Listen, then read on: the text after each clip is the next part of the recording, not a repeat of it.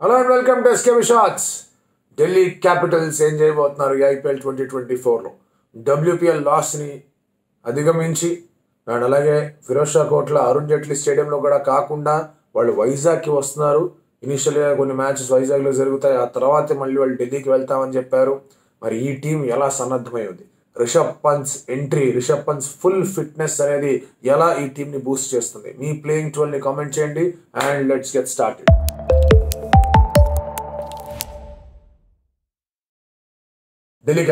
Delhi Capitals గురించి మనం అనాలి అంటే కనుక ముందుగా రిషబ్ పంత్ గురించి మాట్లాడాలి, రిషబ్ పంత్ గురించి ప్రస్తావించాలి.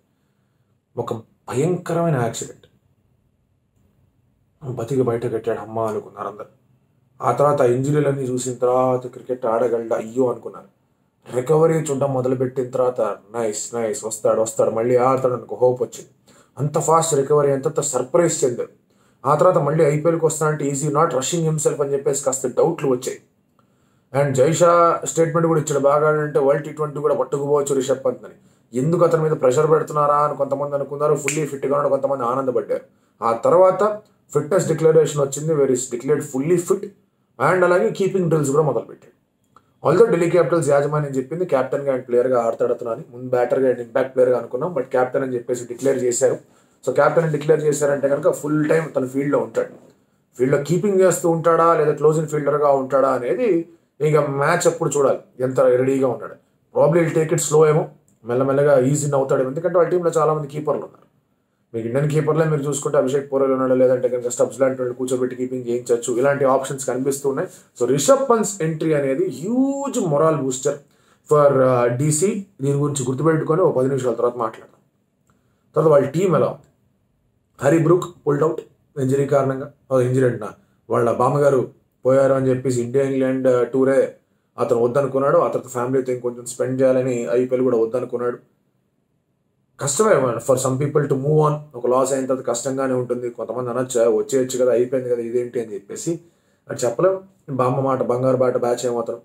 And I can completely understand that feeling. ఆ తర్వాత మీకు లుంగి ఎంగిడి కూడా లేడు. అతని ప్లేస్లో ఫ్రేజర్ మెగ్గార్ని తెచ్చారు.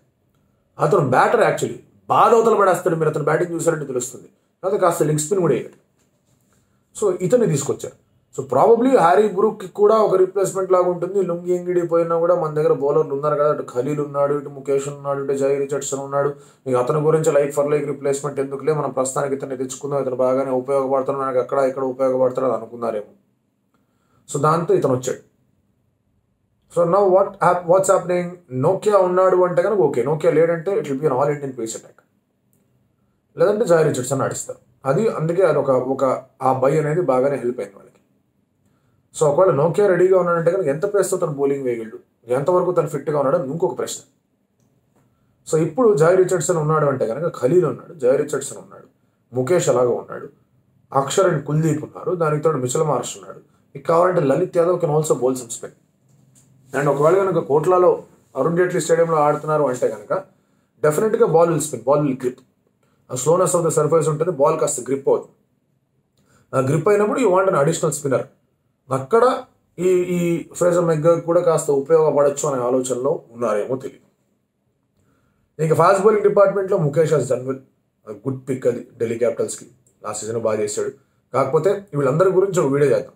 నేను ముఖేష్ గురించి కానీ, హర్షదీప్ గురించి కానీ, మోసిన్ ఖాన్ గురించి కానీ, చేతన్ సాకరియా గురించి కానీ, వీళ్ళందరి దగ్గర ఒక సపరేట్ వీడియో వస్తుంది. ఎందుకంటే హర్షదీప్ ఫర్ పంజాబ్ తను చేసేది ఒక థ్యాంక్లెస్ జాబ్. అలాగే ముఖేష్ కూడా అలాంటి రీతిలోకి వెళ్ళిపోతున్నాడు అనిపిస్తుంది. చేతన్ సాకరియా సరైన రీతిలో అతని మీద ఫోకస్ పడట్లా. మోసిన్ ఖాన్ ఇంజరీ అనేది కొంచెం ట్రబుల్ చేస్తూ వచ్చింది. వీళ్ళందరి మీద కొంచెం ఫోకస్ పెట్టాలి. వీళ్ళందరికీ ఏ విధంగా బౌలింగ్ చేస్తున్నారు అనేది ఖచ్చితంగా తెలియాలి. వాళ్ళ మీద జాగ్రత్త కావాలి. ఎందుకంటే వీళ్ళందరూ కూడా ఇండియాకి రిప్రజెంట్ చేసిన వాళ్ళు. మోసిన్ ఖాన్ ఆఫ్ కోర్స్ ఇంకా it is too early for us to speak ఎంతవరకు ఎలా వెళ్తుంది ఏంటి అని. బట్ అతను ఆడుతున్నాడు అంటే కనుక left arm tall bowler, bowling yorkers ఎందుకు వద్దనుకుంటారు అతను. వీళ్ళందరి గురించి సపరేట్ వీడియో చేద్దాం. బట్ అగైన్ పక్కన పెడితే కనుక ఇక్కడ ఈ టీం అనేది ఇలా కనిపిస్తాం. మిడిల్ ఆర్డర్ విషయానికి వచ్చేస్తే కనుక I definitely want one player to be included, Ricky Bhui. Ricky Bhui SRH కూడా ఆడాడు 2018 సీజన్లో, ఓపెన్ కూడా చేశాడు ఒకసారి. అండ్ రికీ భోయ్ ఇప్పుడున్న ఫామ్ అనేది అతని పీచ్ పర్పుల్ మ్యాంగో ప్యాచ్. అది ఏం ఆడాడు అబ్బా రంజీ ట్రోఫీలో. ఆంధ్రాకి సంబంధించి ఒక రంజీ ట్రోఫీ సీజన్లో అత్యధిక పరుగులు చేసింది ఎవరు అంటే రిక్కీ బూయి పేరు. Last time Andhra Premier League జరిగినప్పుడు అతను అస్సలు ఏమాత్రం సరిగ్గా ఆడలేదు.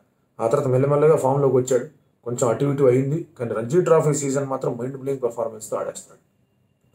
దానికి తోడు ఇక కీప్ వికెట్స్. ఒకవేళ పంత్కి ఏమన్నా ఇవ్వాలి, రెండు సిస్టమ్స్ తప్పి మనం ఫీల్డింగ్లో పెట్టుకుందాం, అతను వేరే రకంగా యూటిలైజ్ చేసుకున్నాడు, Ricky Bhui can keep wickets. అది కాకుండా మంచి ఫీల్డర్, ఎక్స్ట్రా కవర్లో మిడ్ వికెట్లో మంచి ఫీల్డర్ కూడా. దానికి తోడు వైజాగ్ గురించి, సరే వైజాగ్ గురించి చాలా మందికి తెలుసు, అది వేరే విషయం, బట్ స్టిల్ అదొక లోకల్ ఫ్లేవర్ కూడా యాడ్ అవుతుంది. And I think he should be having a full season Ricky Bhui. కొంతమంది తెలుసు, ఆంధ్రాకి సంబంధించిన వాళ్ళు కూడా ఉన్నారు, ఢిల్లీ క్యాపిటల్స్ టీంలో ఉన్నారు. సో హోప్ఫుల్లీ వాళ్ళని రిక్కీ బూయిని అర్థం చేసుకొని రిక్కీ బూయికి ఛాన్స్ ఇప్పిస్తారని చెప్పేసి కోరుకుందాం. I definitely want him to play. అలాగే మిచెల్ మార్ష్ అనేది అతను బాగా ఊపందుకొని బౌలింగ్ చేస్తున్నాడు, బ్యాటింగ్ చేస్తున్నాడు, అతను ఆపడం కష్టం. ఒకటే ఏంటి అంటే కనుక ఇంజరీ ప్రోన్ ఫెలో. ఇంజరీ రాకుండా జాగ్రత్తగా అతను కాపాడుకోవాలి. ఫ్రాంచైజీ కూడా తగిన రీతిలో కేర్ తీసుకోవాలి. But Delhi Capitals will heavily rely on David Warner. At the start ఒక 600-700 పరుగులు కొట్టాడంటే కనుక ఢిల్లీ క్యాపిటల్స్కి హ్యాపీ. ఎందుకంటే డేవిడ్ వార్నర్ బాగా ఆడుతున్నాడంటే అతనితో పాటు you look at that batting order. Mitchell Marsh, Rishabh Pant, Tristan Stubbs, solid middle order. తర్వాత డొమెస్టిక్ సర్క్యూట్లో బాగా ఆడిన రిక్కీ బూయి, ఢిల్లీ క్యాపిటల్ సర్క్యూట్లో 2-3 ఏళ్ల నుంచి ఉన్న లలిత్ యాదవ్, అండ్ సిక్స్లు బాగా కొట్టగలిగే అక్షర్ పటేల్. మంచి బ్యాటింగ్ లైనప్ ఉంది. అటు ఇటు ఏమైనా అయిపోయిందంటే కుల్దీప్ యాదవ్ కూడా ఉన్నాడు టు హోల్డ్ హిస్ బ్యాట్. ఆడతాను, సింగిల్ తీసుకుంటూ ఉంటారు, మిగతా వాళ్ళందరూ వచ్చి ఆడేస్తారని చెప్పేసి. అలాంటి ఒక బ్యాటింగ్ ఉన్నప్పుడు you want that start to be proper. సడన్గా 20-40-3 అయింది అంటే కనుక కొంచెం ఆలోచించవచ్చు, మనం న్యాచురల్ గేమ్ ఆడదామా, కాస్త ఆడదామా, ఏంటి పరిస్థితి. అలాంటి డౌట్లో న్యాచురల్ స్ట్రోక్ మేకర్స్ని పెట్టకూడదు. So you have to trust David Warner to go big. అతను అదే రెసిప్రొకేట్ చేశాడు అంటే కనుక ఇక ఢిల్లీ క్యాపిటల్స్కి అంతకన్నా కావాల్సిన శుభవార్త ఉండదు. నెక్స్ట్ ఇంపార్టెంట్ ఆస్పెక్ట్ ఏంటి అంటే పృథ్వీ షా అతనికి ఉన్న టాలెంట్ ప్రకారం ఇండియాలో కనుక ఇండియా మ్యాచ్ ఆడుతుంది అంటే కళ్ళు మూసుకొని అతను వచ్చాయి టీంలోకి. అతను రాకుండా ఉండడానికి కారణం అతనికి ఉన్న డిసిప్లిన్ ఇష్యూస్ కానివచ్చు, సబ్స్టెన్స్ మిస్యూజ్ చేశాడు, ఒక కైండ్ ఆఫ్ ప్రిస్క్రైబ్డ్ మెడిసిన్ లిస్ట్లో లేనిది ఆ మెడిసిన్ ఏదో వాడాడు, దానివల్ల అతనికి 6 months బ్యాన్ విధించారు. ఆ తర్వాత అసలు ఏమాత్రం ఫిట్నెస్ లేకుండా వెయిట్ పుట్ ఆన్ అయిపోతూ వచ్చాడు. ఆ తర్వాత ఇదేం కావాలరా అంటేనే మళ్ళీ స్టేట్మెంట్ కూడా ఇచ్చాడు, నా వెయిట్ చూడకండి, నా సైజు చూడకండి, నా ఫిగర్ చూడకండి, నా షేప్ చూడకండి, ఫిట్నెస్ షేప్ వేరే అన్నట్టుగా ఏదో స్టేట్మెంట్ వచ్చింది, which is true, completely true. ఫిట్నెస్కి షేప్కి ఎటువంటి సంబంధం లేదు. ఫుల్లీ షేప్లో ఉన్న వాళ్ళు ఎవరు మ్యాచ్ ఫిట్గా ఉన్నారని చెప్పడానికి లేదు. అలాగని పూర్తిస్థాయి ఫిట్నెస్ షేప్లో లేని వాళ్ళు, పూర్తిస్థాయి ఫిట్నెస్లో ఉన్నవాళ్ళు షేప్లో ఉన్నారని చెప్పడానికి లేదు. ఫర్ ఎగ్జాంపుల్ రోహిత్ శర్మని తీసుకోండి, మేకేం అతని 6-pack బాడీ ఇంకా అద్దరిపోయే ఫిగర్ లాగా ఏం కనిపించడు.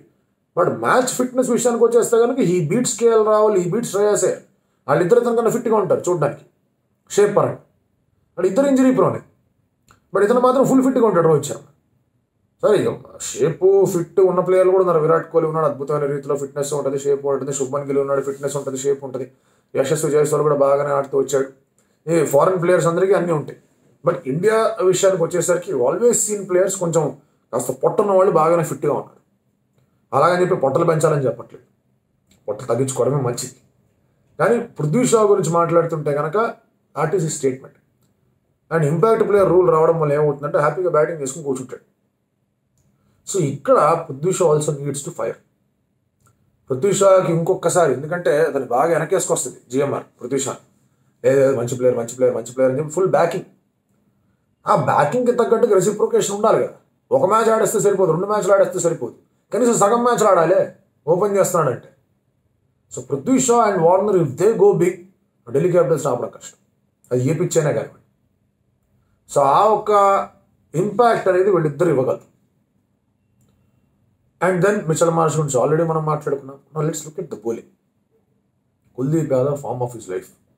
అక్షర్ పటేల్ పాపం ఎంత బాగా ఆడినా కూడా జడేజా టీంలో ఉన్నాడు అంటే కనుక అతను మళ్ళీ బ్యాకప్గానే పెడతారు. అందుకే ఇటువంటి టోర్నమెంట్లో ఈ wants to do well. And surfaces like Vizag, surfaces like Delhi, Lucknow, Chennai, Kolkata, ఇవన్నీ బాగా హెల్ప్ అవుతాయి అతనికి. సో ఈ అక్షర్ అండ్ కుల్దీప్ కాంబినేషన్ అద్భుతంగా వర్కౌట్ అవ్వాలి. మిగతా ప్లేయర్లు కూడా ఉన్నారు వాళ్ళ దగ్గర డొమెస్టిక్ సర్క్యూట్లో ఉన్న ప్లేయర్లు కూడా ఉన్నారు, కాదనట్లేదు. బట్ వీళ్ళిద్దరి మీద ఆ 8 overs if they can pick 4 wickets ఆ 8 overs ఎంతకన్నా కావాల్సింది ఢిల్లీ క్యాపిటల్స్కి. మిడిల్ ఓవర్స్ 4 wickets కొట్టారంటే అయిపోయింది. వాళ్ళు యాక్సలరేటర్ చేస్తారు, చేయలేరు. ఈ ఫాస్ట్ బౌలింగ్ డిపార్ట్మెంట్కి వచ్చేసరికి ఇందాకే మనం మాట్లాడుకున్నాం ముఖేష్ గురించి. ఇషాంత్ శర్మ కూడా ఉన్నాడు ఆ టీంలో. అతనికి ఏమైనా అవకాశం ఇస్తారా? దీని లాస్ట్ సీజన్ ప్లే 1 match ఏమైనా చెప్తారా చూడాలి. I don't think he'll accept that this is last season. అతను ఇంకా ఆడాలనే కోరికతో ఉంటాడు. బట్ ఫాస్ట్ బౌలర్కి అతనుకున్న ఫిట్నెస్కి అతను వేసే డెలివరీస్కి కష్టమే అతను ముందుకెళ్ళి. సో ఓవరాల్గా మీరు టీంని చూసుకుంటే కనుక అద్భుతంగా సెట్ అయ్యి and they will count on Tristan Stubbs to provide that finishing power. ఆ ఫినిషింగ్ పవర్ కనుక స్టబ్స్ ఇచ్చాడు అంటే వాళ్ళు హ్యాపీగా ఫీల్ అవుతారు. స్టబ్స్, అక్షర్ పటేల్, లలిత్ యాదవ్ వీళ్ళు ముగ్గురు కలిసి ఇక్కడ ఆ ఫినిషింగ్లో అదరగొట్టారు అంటే కనుక ఆ స్టార్ట్ వార్నర్ ఇచ్చారంటే ఇక ప్రాబ్లమే లేదు వాళ్ళకి. And now comes a very interesting aspect, the emotional factor. ఏ టీంకి లేని ఒక ఇమోషనల్ ఫ్యాక్టర్ 2 టీంలకు ఉంది. అది ఈ టీంకి ఎందుకు ఉందో రిషబ్ పంత్ ద్వారా తెలుస్తాం.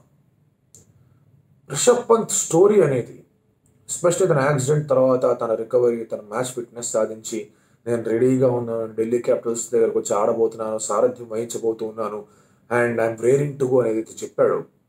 That is a story that will inspire everybody. అది ఇమోషనల్గా అందరినీ కూడా కదిల్చి వేస్తుంది. అండ్ ఒక్కసారిగా రిషబ్ పంత్ ఆ బ్యాట్ పట్టుకుని 6 or 4 కొట్టాడు అనుకోండి, ఒక్కసారి మొరాల్ చూడండి ఢిల్లీ క్యాపిటల్స్ డ్రెస్సింగ్ రూమ్లో ఎలా మారిపోతుందో చూడండి. ఆ ఎమోషనల్ బూస్ట్ ఏదైతే ఉంటుందో, ఆ చార్జ్ ఏదైతే ఉంటుందో Rishabh Pant can give that with his bat. And ఇందాక నేను చెప్పిన ఆస్పెక్ట్స్ అన్నిటితో పాటు Rishabh Pant can do that. Rishabh Pant కనుక మొదటి 2 మ్యాచ్ల్లోనే ఎక్కువ పరుగులు కొడితే ఇంక అంతకన్నా అబ్బో అసలు మామూలు విషయం కాదు. ఎక్కువ పరుగులు కొట్టాడంటే కనుక దండేయడమే, అదర కొట్టాడని చెప్పడమే, అది ఊరేగింపులు చేశాడు అతనికి. బట్ మెల్లమెల్లగా ఈజన్ అవుతూ కూడా కొన్ని మంచి పరుగులు రాబట్టాడు అంటే రిషబ్ పంత్. అండ్ అది ఢిల్లీ క్యాపిటల్స్ టీమ్ ఒక పర్ఫార్మెన్స్ని, ఒక ప్రిపరేషన్ని, ఒక అవుట్లుక్ని, ఒక థాట్ ప్రాసెస్ని మొత్తం మార్చేస్తుంది. అది జరుగుతుందా అనేది నేను వేచి చూస్తున్నా. For me that is the most important interesting aspect నాకు ఢిల్లీ క్యాపిటల్స్కి సంబంధించి. బెడదేంటి? Injury prone team. Already injury కారణంగా 3 పోయారు, ఇంజరీ ఆర్ అదర్ కారణంగా 3 పోయారు. 3వ వస్తాడో తెలియదు, నోకియా వస్తాడో లేదు తెలియదు. Marsh might be injury prone. Rishabh Pant ఒక మ్యాసివ్ ఇంజరీ తర్వాత మ్యాచ్ రెడీగా ఉన్నాడని చెప్తున్నాడు, కానీ అతను ఎంతవరకు అతను తాను స్ట్రెచ్ చేసుకుంటాడు in the initial part of the IPL అది తెలియదు. సో ఇలాంటి పరిస్థితుల్లో ఏదన్నా అటు ఇటు అయింది అంటే కనుక బ్యాలెన్స్ మొత్తం దెబ్బతినొచ్చు. That is their big worry. అది బౌలింగ్లో అట్లీస్ట్ వాళ్ళ దగ్గర ఇండియన్ ప్రత్యామ్నాయాలు ఉన్నాయి, ఎవరైతే ఇండియన్ రిప్రజెంట్ చేశారో ఐపీఎల్లో కూడా బాగా ఆడారు, వికెట్లు తీసిన వాళ్ళు ఉన్నారు అక్కడ. అటు ఖలీల్ కానివ్వండి, అక్షర్ కానివ్వండి, కుల్దీప్ కానివ్వండి, సరే ముఖేష్ కూడా లాస్ట్ సీజన్లో బాగా ఆడాడు, అతను ఉన్నా కానివ్వండి, హెల్ప్ అవుతుంది అక్కడ ఏదో ఒక రూపంలో. There is something that is working out. But foreign ఆప్షన్స్లో ఏదైనా తేడా జరిగింది అంటే కనుక ఢిల్లీ క్యాపిటల్స్ కొంచెం బాగా స్ట్రగుల్ అవుతారు. అది జరగకుండా రిషబ్ పంత్ ఆ ఛార్జ్ ప్రొవైడ్ చేసి వార్నర్ స్టార్ట్ బాగా ఇచ్చాడంటే then Delhi Capitals definitely in the playoffs. కష్టమే అంత ఈజీగా ప్లే ఆఫ్కి రావడం. ఇవన్నీ జరగాలి, ఇవన్నీ కన్సిస్టెంట్గా జరగాలి, ప్రతి మ్యాచ్లోనూ జరగాలి. కష్టంగానే ఉంది, బట్ జరిగిందంటే కనుక they will be the team to watch out.